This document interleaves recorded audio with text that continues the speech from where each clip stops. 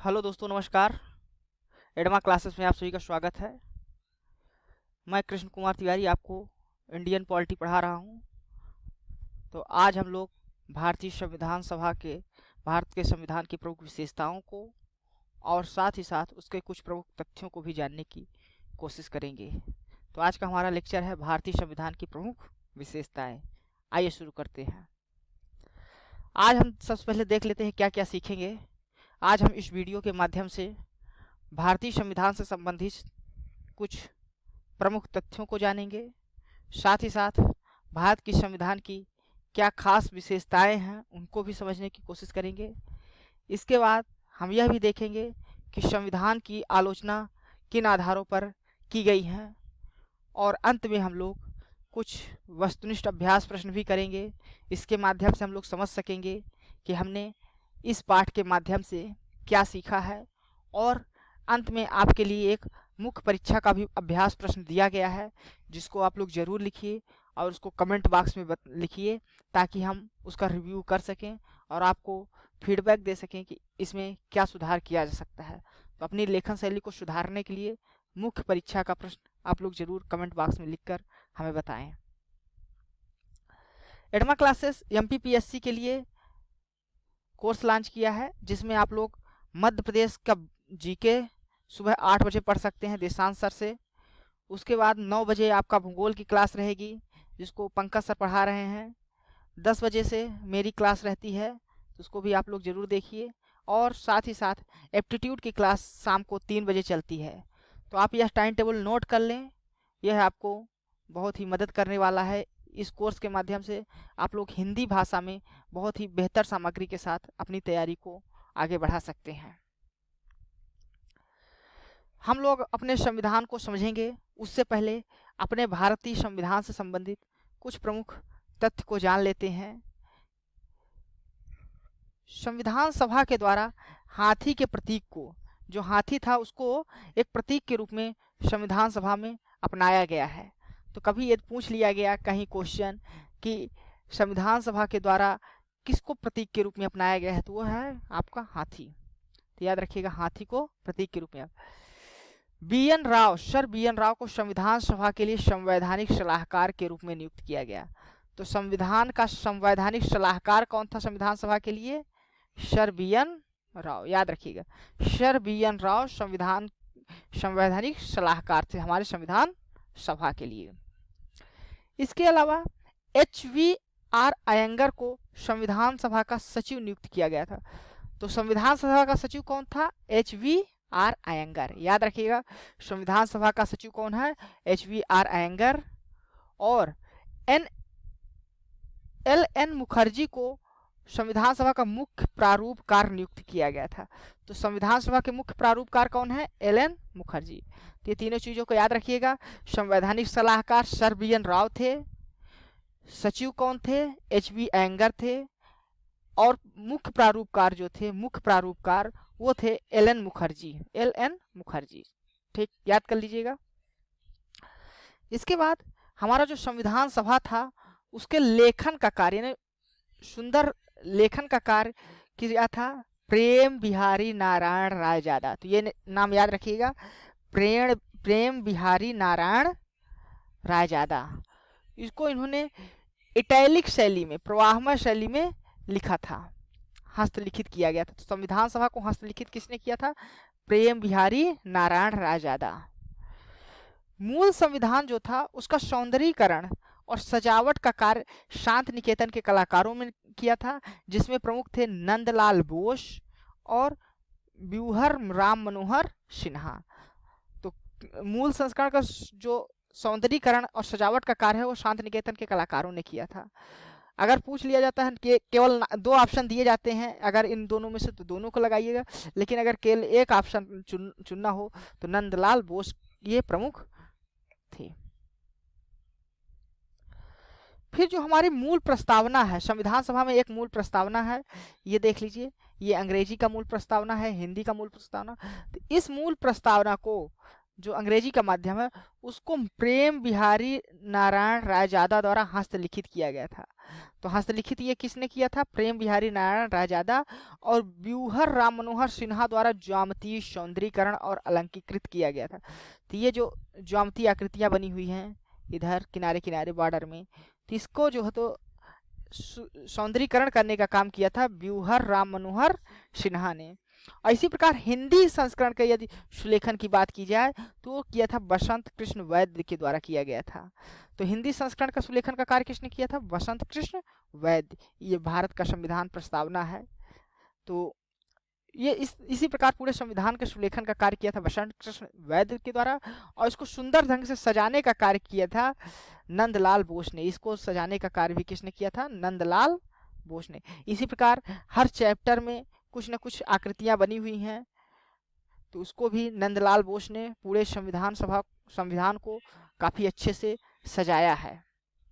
तो याद रखिएगा संविधान को जो अलंकृत करने का कार्य किया था वो नंदलाल बोस ने किया था, और हिंदी में लिखा किसने था? बसंत कृष्ण वैद्य के द्वारा किया गया था।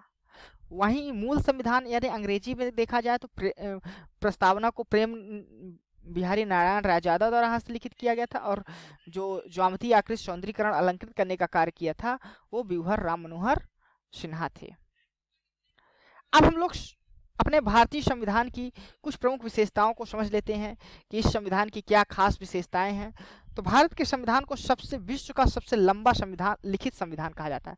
सबसे लंबा और लिखित संविधान, क्योंकि कुछ देशों के संविधान अलिखित होते हैं। जैसे ब्रिटेन का यदि संविधान देखा जाए तो वो अलिखित है, वो परंपराओं और वहाँ के न्यायालय के द्वारा जो निर्णय दिए गए हैं उस आधार पर जो है तो वहाँ का संविधान चलता है।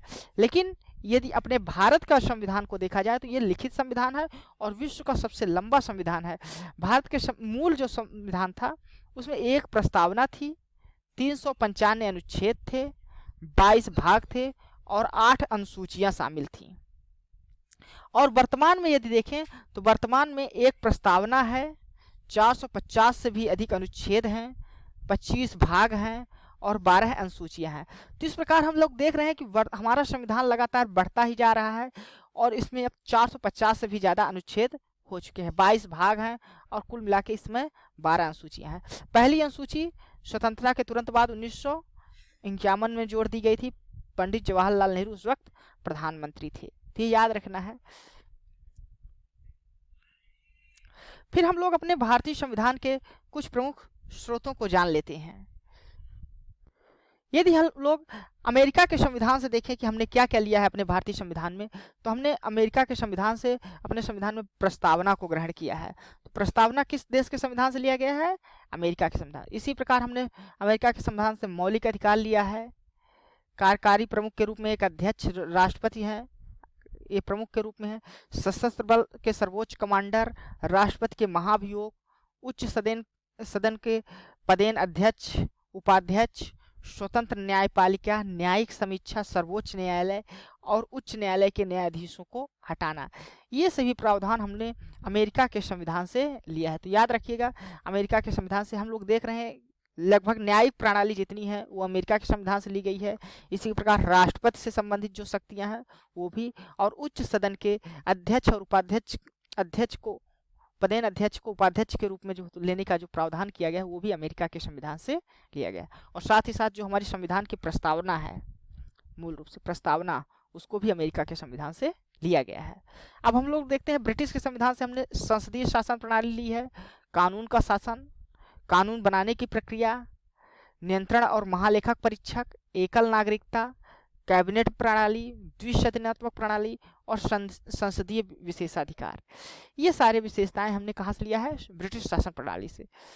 तो संसदीय शासन प्रणाली लिया है, कानून बनाने की जो प्रक्रिया होती है और कानून का शासन, और जो नियंत्रक महालेखा परीक्षक होते हैं उनकी, एकल नागरिकता, कैबिनेट प्रणाली, द्विसदनीय व्यवस्था और संसदीय विशेषाधिकार। ऑस्ट्रेलियाई संविधान से हमने लिया है व्यापार और वाणिज्य की स्वतंत्रता का प्रावधान, फिर समवर्ती सूची का प्रावधान और संसद के दोनों सदनों की जो संयुक्त बैठक बुलाई जाती है उसका प्रावधान हमने ऑस्ट्रेलिया के संविधान से लिया है। कनाडा के संविधान से हमने एक मजबूत केंद्र लिया है, शक्तियों का विभाजन यानी संघीय जो ढांचा है, संघीय शासन प्रणाली, संघीय शासन प्रणाली, तो याद रखिएगा संघीय शासन प्रणाली भी इसको कहा जाता है। फिर संसद की जितनी भी अवशिष्ट शक्तियां हैं, यानी हमने 3 सूचियां बनाया है, एक केंद्र सूची, एक राज्य सूची और एक अवशिष्ट। जितनी भी अवशिष्ट शक्तियां हैं वो सब कनाडा के संविधान से हमने लिया है।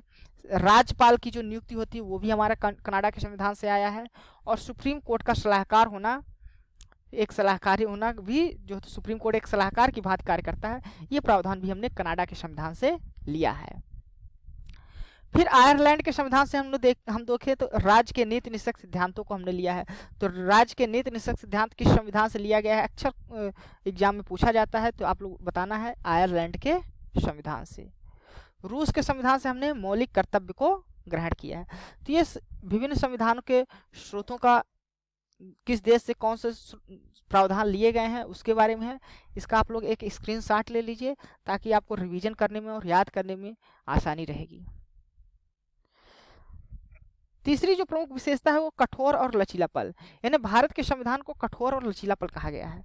कठोर क्या होता है, जब किसी देश के संविधान को संशोधित करने के लिए एक जटिल प्रक्रिया का सामना करना पड़ता है, यानी उसको आसानी से संशोधित ना किया जा सके, तो इसको कठोर संविधान कहा जाता है। वही लचीला संविधान वह होता है जिसको हम लोग आसानी से, एक सामान्य कानून जिस प्रकार बनाया जाता है उसी प्रकार हम लोग उसको आसानी से संशोधित कर सके, तो इस प्रकार के संविधान को लचीला संविधान कहा जाता है। तो हमारे भारत का जो संविधान है वो दोनों का मिश्रण है, ना तो बहुत लचीला है ना तो, क्योंकि हमारे संविधान में कुछ प्रावधान ऐसे हैं जिनको हम लोग आसानी से एक कानून बनाने की भांति जैसे बनाया जाता है, केंद्र सरकार जो है तो यानी हमारी संसद जो है तो आसानी से उसको संशोधित कर देती है। लेकिन कुछ प्रावधान हमारे संविधान में ऐसे भी हैं जिनको संशोधन करने के लिए हमें आधे से अधिक राज्यों के जो तो सहमत की आवश्यकता होती है। जब तक वो सहमत नहीं देंगे आधे से अधिक राज्य, तब तक भारत के संविधान में संशोधन करना मुश्किल होता है। तो इसलिए हमारा जो संविधान है वो कठोर भी है और लचीला भी है। फिर अगर हम अपने संविधान की नेक्स्ट अगली विशेषता देखें, वो एकात्मकता का लक्षण लिए हुए संघीय व्यवस्था है। यानी जो हमारे देश का जो संविधान व्यवस्था है वो संघीय शासन प्रणाली है। संघीय शासन प्रणाली यानी केंद्र और राज्य के बीच शक्तियों का स्पष्ट बंटवारा होना चाहिए। लेकिन कुछ परिस्थितियां ऐसी भी होती हैं जिसमें हमारा संविधान जो है तो एकात्मक शासन प्रणाली की तरह व्यवहार करने लगता है। तो संघीय शासन प्रणाली की यदि हम लोग देखें तो क्या विशेषता है, सर्वोच्च संविधान है, यहाँ पर संविधान की कठोरता है, द्विसदनात्मक जैसे संघीय लक्षण यहाँ पर मौजूद है, लिखित संविधान है। यानी जो एक संघीय संविधान की विशेषता होती है वो भी इसमें विद्यमान है। और साथ ही साथ यदि हम एकात्मकता के लक्षण देखें कौन कौन से हैं, तो एक सशक्त केंद्र रहता है, हमारे केंद्र को अधिक शक्तियां दी गई हैं, राज्यों से ज़्यादा शक्तियां केंद्र को मिली हुई है। साथ ही साथ पूरे देश में एक एकल नागरिकता है, ऐसा नहीं है कि राज्यों की अलग नागरिकता है और केंद्र हमारे भारत की अलग नागरिकता है, ऐसा भी नहीं है, एकल नागरिकता की बात की गई है। एकीकृत न्यायपालिका है, हम लोग देखते हैं कि हमारा जो संविधान है वो एकीकृत न्यायपालिका, सर्वोच्च न्यायालय है, फिर उसके नीचे सभी न्यायालय आते हैं, चाहे वो उच्च न्यायालय हो या अधीनस्थ न्यायालय हो। तो जितने भी न्यायालयीय प्रक्रिया जो है वो एकीकृत न्यायपालिका है। इसके बाद अखिल भारतीय सेवाएं हैं, यानी जो अखिल भारतीय सेवाएं होती हैं वो भी केंद्र सरकार के द्वारा ही लगभग नियुक्त की जाती हैं राज्यों में, तो अखिल भारतीय सेवा हो गई। और आपातकालीन प्रावधान जो किया गया है, आपातकाल के समय हमारे संसद को, यानी कि हमारे संसद को, केंद्र को बहुत ज़्यादा शक्तियां मिल जाती हैं। तो इस प्रकार जो हम लोग देखते हैं कि ये सारे जो लक्षण है वो एकात्मक शासन प्रणाली के लक्षण भी हमारे संविधान में मौजूद हैं। इसके बाद हम लोग देखें तो हमारा जो शासन प्रणाली वो संसदीय शासन प्रणाली है। अभी हमने देखा है संसदीय शासन प्रणाली ब्रिटेन से लिया गया था, और अमेरिका में एक अध्यक्षीय शासन प्रणाली है, अध्यक्षीय यानी कि वहाँ का राष्ट्रपति ही मुख्य कार्यकारी प्रमुख होता है। लेकिन हमारे भारत में जो प्रणाली है वो संसद को है, यानी संसद सर्वोच्च माना जाता है, कार्यकारी जो तो मंत्रिमंडल होता है। संसदीय शासन प्रणाली को हम लोग वेस्ट मिनिस्टर का रूप भी कह सकते हैं, क्योंकि मंत्रिमंडल जो है तो मुख्य कार्यपालिका के रूप में कार्य करता है। उत्तरदायी सरकार भी कहा जाता है संसदीय शासन प्रणाली को। मंत्रिमंडलीय सरकार जैसे अन्य नामों से भी इसे जाना जाता है। तो संसदीय शासन प्रणाली का ही यह नाम है वेस्टमिनिस्टर रूप, उत्तरदायी सरकार, मंत्रिमंडल सरकार। तो ये सारी व्यवस्था जो नाम है वो संसदीय शासन प्रणाली के ही अन्य नाम है। संसदीय शासन प्रणाली की क्या विशेषताएं होती है उसको जान लेते हैं। संसदीय शासन प्रणाली में वास्तविक और नाम मात्र की कार्यपालिका की उपस्थिति होती है। यानी वास्तविक कार्यपालिका हमारे कौन है, मंत्रिमंडल है या प्रधानमंत्री जिसके प्रमुख होते हैं, और नाम मात्र की जो कार्यपालिका है वो राष्ट्रपति है। तो राष्ट्रपति हमारे देश में नाम मात्र के कार्यपालिका के अध्यक्ष के रूप में है, और वास्तविक जो है तो वो मंत्रिमंडल होता है, कैबिनेट मिनिस्ट्री जो होती है उसके जो हेड होते हैं वो प्रधानमंत्री होते हैं। इसके साथ साथ जो संसदीय शासन प्रणाली की दूसरी विशेषता है वो बहुमत दल वाले दल की जो है तो सत्ता होती है, जिसको बहुमत मिल जाता है जिस दल को, वही जो है तो शासन करता है। तीसरी है विधायिका के समक्ष कार्यपालिका की संयुक्त जवाबदेही। तो हमारे जो संसदीय शासन प्रणाली है उसमें कार्यपालिका की जवाबदेही होती है, रिस्पॉन्सिबिलिटी होती है संविधान संसद के समक्ष। इसमें उच्च हमारा जो लोकसभा है, निम्न सदन तो निम्न सदन की जवाबदेही होती है। साथ ही साथ विधायिका में मंत्रियों की सदस्यता भी होती है, यानी मंत्री की सदस्यता अनिवार्य है। जिस अगर विधायिका में बैठे हैं तो यानी पार्लियामेंट की मेंबरशिप लेना इन्हें अनिवार्य है मंत्रियों को। फिर जो नेतृत्व करने का कार्य करते हैं वो देश में प्रधानमंत्री करते हैं नेतृत्व का, और राज्यों में विधानसभाओं में मुख्यमंत्री नेतृत्व का कार्य कर सकते हैं। हमारे जो संसदीय शासन प्रणाली की जो प्रमुख विशेषता है वो निचले सदन का विघटन होता है। यानी संसदीय शासन प्रणाली में हर एक निश्चित कार्यकाल के समय बाद निचले सदन का जो निम्न सदन होता है, यानी हमारे लोकसभा जिसे कहते हैं, उसका विघटन होता है। हमारे देश में 5 वर्ष रखा गया है विघटन होने का, यानी 5 वर्ष बाद एक नई लोकसभा का पुनः गठन किया जाता है। उच्च सदन यहाँ विघटित नहीं होता। भारतीय संविधान की अगली जो विशेषता है वो संसदीय संप्रभुता और न्यायिक सर्वोच्चता में समन्वय है। यानी संसद की तो संप्रभुता है ही, संसद जिस प्रकार का चाहे उस प्रकार के कानून बना सकते हैं, लेकिन न्यायिक सर्वोच्चता में भी रखा गया, न्याय को स्वतंत्र रखा गया है न्यायपालिका को, और संसद को स्वतंत्र रखा गया है। न्यायपालिका जो है तो संसद के कार्यों में कभी कभी उसको जुडिशियल रिव्यू जो न्यायिक पुनरावलोकन का जो सिद्धांत है वो भी दिया गया है, यानी कि वो संसद पर कंट्रोल करने। इसी प्रकार संसद भी जो है तो भारत के संविधान में किसी भी प्रकार का परिवर्तन करने के लिए उसके पास शक्तियां मौजूद हैं। अगली जो विशेषता है हमारे भारतीय संविधान को एकीकृत एवं स्वतंत्र न्यायपालिका की है। यानी हमारे देश का संविधान है उसमें एक न्यायपालिका जो पूरे देश में शासन न्यायपालिका की प्रणाली है वो एक है, और उसमें जो है तो शीर्ष पर जो है सर्वोच्च न्यायालय स्थापित है। सर्वोच्च न्यायालय देश न्यायपालिका का जो शीर्ष है। उसके बाद राज्यों में हम लोग देखते हैं कि उच्च न्यायालय होते हैं, और उस उच्च न्यायालय के अंदर कार्य करने वाले न्यायालय होते हैं अधीनस्थ न्यायालय, जिला अदालत, और निचली अदालत जितने भी आती हैं वो सब आती हैं।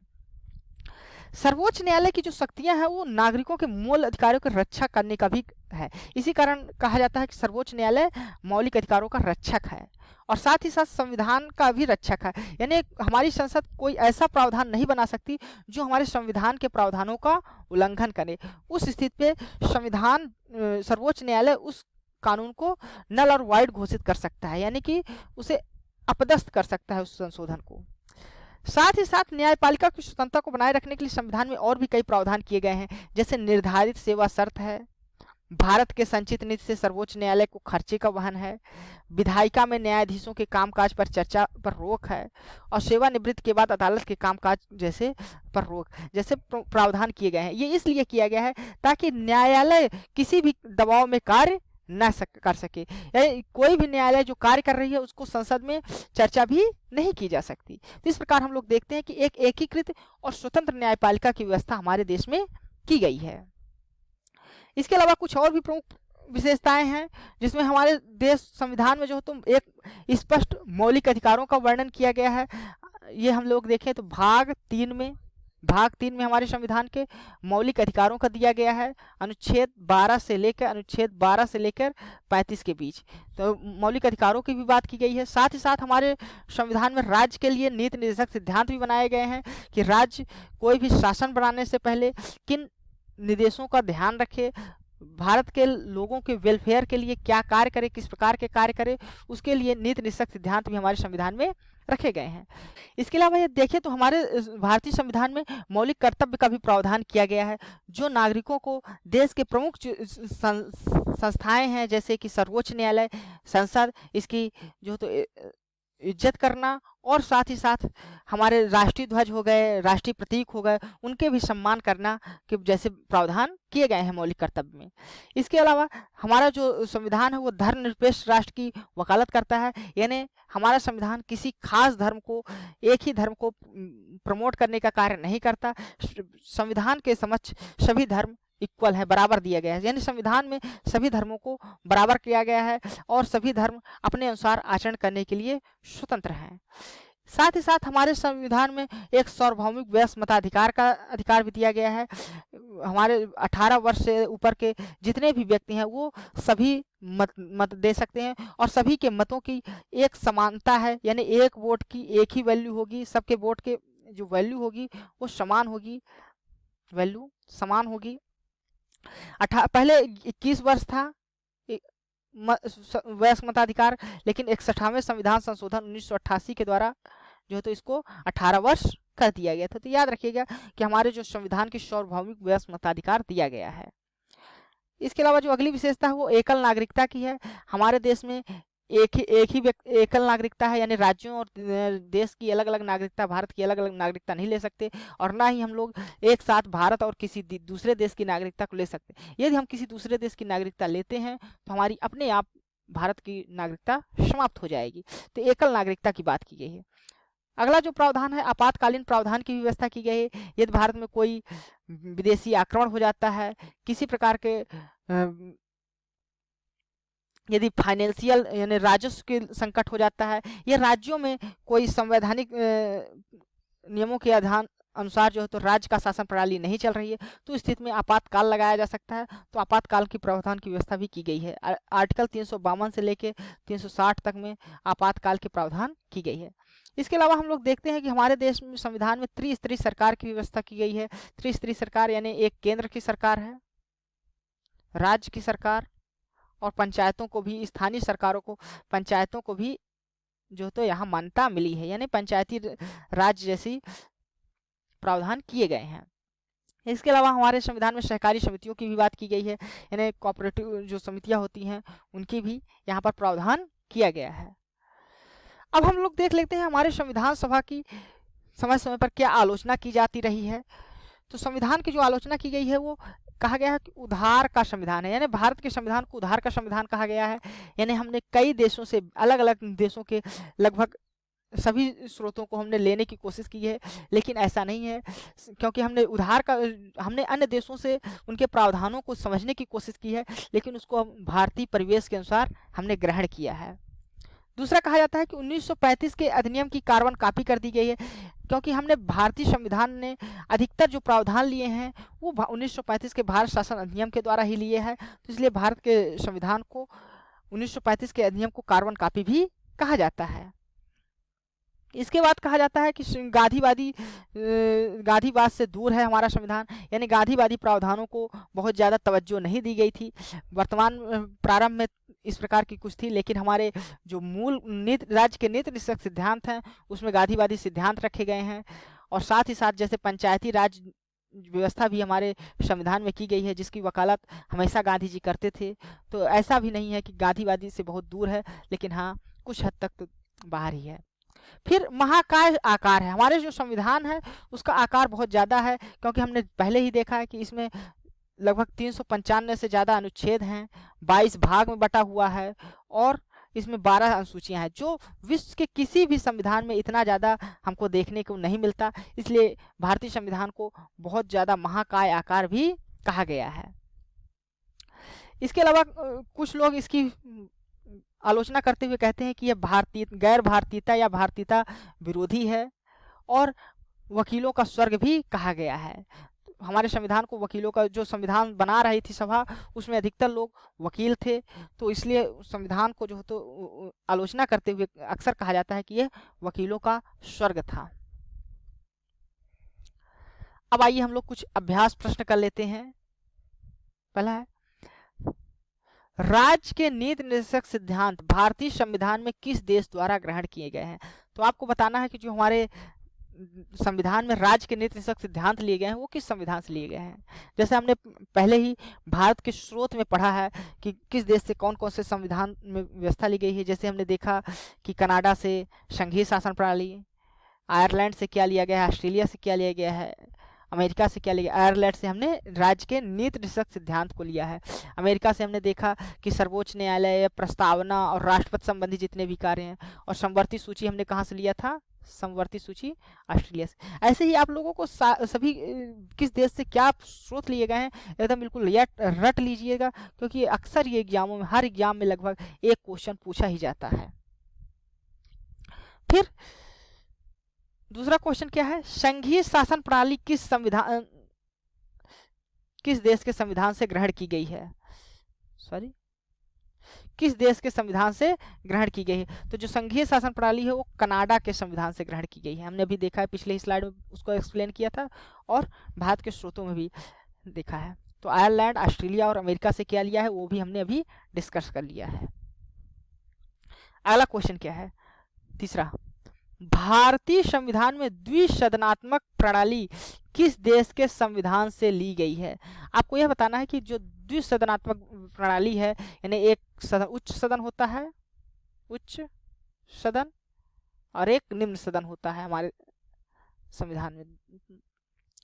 उच्च सदन को हम लोग राज्यसभा भी कहते हैं, राज्यसभा, और निम्न सदन को लोकसभा कहते हैं।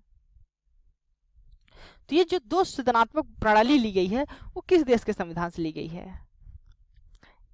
ऑप्शन है अमेरिका, ब्रिटेन, ऑस्ट्रेलिया, कनाडा। तो इसका सही आंसर होगा ब्रिटेन। यानी हमने ये जो द्विसदनात्मक प्रणाली की व्यवस्था ली है वो ब्रिटेन से ग्रहण की है।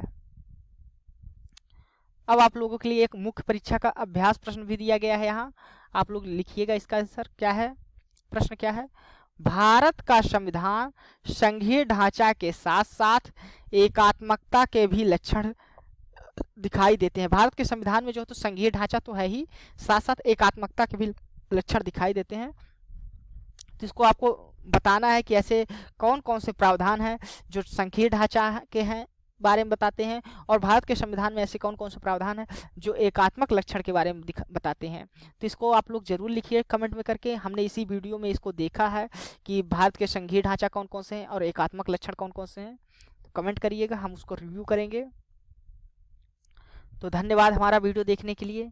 यदि आपको हमारा वीडियो पसंद आ रहा है तो आप हमारे इस वीडियो को लाइक कर दीजिए, हमारे एडमा क्लासेस के चैनल को सब्सक्राइब कर लीजिए, ताकि जो जितने भी एमपीपीएससी या एमपी से संबंधित ज्ञान होते हैं वो सबका आपको मटेरियल मिलता रहे। और बेल आइकन को दबा दीजिए ताकि जैसे ही हम लोग कोई नई वीडियो अपलोड करें वो आपको तुरंत मिल जाए।